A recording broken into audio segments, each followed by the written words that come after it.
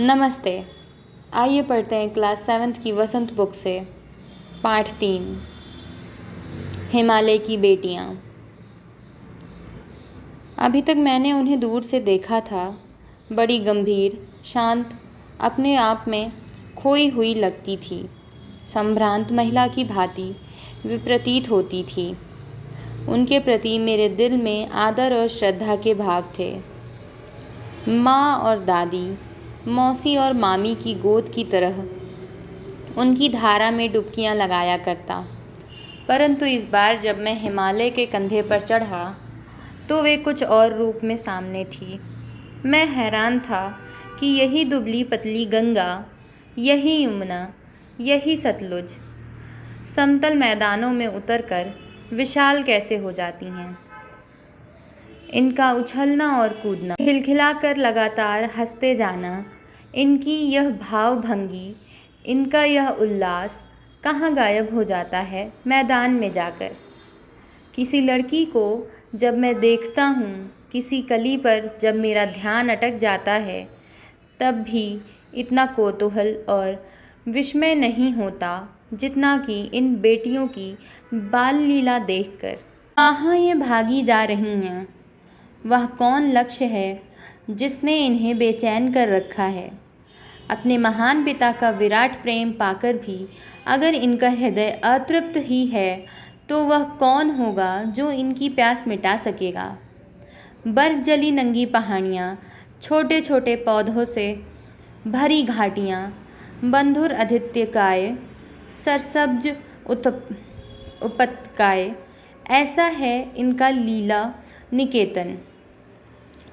खेलते खेलते जब ये जरा दूर निकल जाती हैं तो देवदार, चीड़, सरों, चिनार, सफ़ेदा, कैल के जंगलों में पहुंचकर शायद इन्हें बीती बातें याद करने का मौका मिल जाता होगा। कौन जाने बुढ़ा हिमालय अपनी इन नटखट बेटियों के लिए कितना सिर धुनता होगा।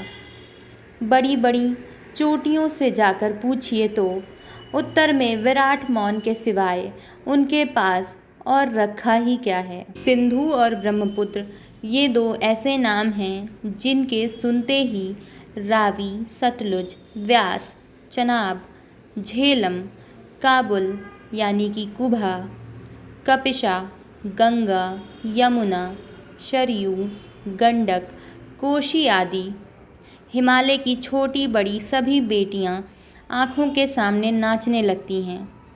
वास्तव में सिंधु और ब्रह्मपुत्र स्वयं कुछ नहीं हैं। दयालु हिमालय के पिघले हुए दिल की एक एक बूंद ना जाने कब से इकट्ठा हो होकर इन दो महानदों के रूप में समुद्र की ओर प्रवाहित हो रही हैं।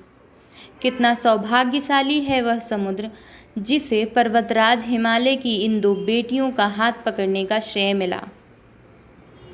जिन्होंने मैदानों में ही इन नदियों को देखा होगा, उनके ख्याल में शायद ही यह बात आ सके कि बूढ़े हिमालय की गोद में बच्चियां बनकर ये कैसे खेला करती हैं। माँ बाप की गोद में नंग धड़ंग होकर खेलने वाली इन बालिकाओं का रूप पहाड़ी आदमियों के लिए आकर्षक भले ना हो, लेकिन मुझे तो ऐसा लुभावना प्रतीत हुआ वह रूप कि हिमालय को ससुर और समुद्र को उसका दामाद कहने में कुछ भी झिझक नहीं होती है। कालिदास के विरही यक्ष ने अपने मेघदूत से कहा था, वेत्रवती यानी बेवत्वा नदी को प्रेम का प्रतिदान देते जाना। तुम्हारी वह प्रेयसी तुम्हें पाकर अवश्य ही प्रसन्न होगी। यह बात इन चंचल नदियों को देखकर मुझे अचानक याद आ गई और सोचा कि शायद उस महाकवि को भी नदियों का सचेतन रूपक पसंद था। दरअसल जो भी कोई नदियों को पहाड़ी घाटियों और समतल आंगनों के मैदानों में जुदा जुदा शक्लों में देखेगा, वह इसी नतीजे पर पहुँचेगा काका कालेलकर ने नदियों को लोकमाता कहा है, किंतु माता बनने से पहले यदि हम इन बेटियों के रूप में देख लें तो क्या हर्ज है। और थोड़ा आगे चलिए, इन्हीं में अगर हम प्रेयसी की भावना करें तो कैसा रहेगा। ममता का एक और भी धागा है जिसे हम इनके साथ जोड़ सकते हैं। बहन का स्थान कितने कवियों ने इन नदियों को दिया है। एक दिन मेरी भी ऐसी भावना हुई थी। जोलिड तिब्बत की बात है। मन उचट गया था, तबीयत ढीली थी। सतलज के किनारे जाकर बैठ गया। दोपहर का समय था। पैर लटका दिए पानी में। थोड़ी ही देर में उस प्रगतिशील जल ने असर डाला। तन और मन ताज़ा हो गया तो लगा मैं गुनगुनाने। जय हो सतलज बहन तुम्हारी, लीला अचरज बहन तुम्हारी। हुआ मुदित मन हटा खुमारी, जाऊं मैं तुम पर बलिहारी। तुम बेटी या बाप हिमालय, चिंतित पर चुपचाप हिमालय। प्रकृति नटी के चरित्र पट पर, अनुपम अद्भुत छाप हिमालय। जय हो सतलज बहन तुम्हारी। रचयिता नागार्जुन। धन्यवाद।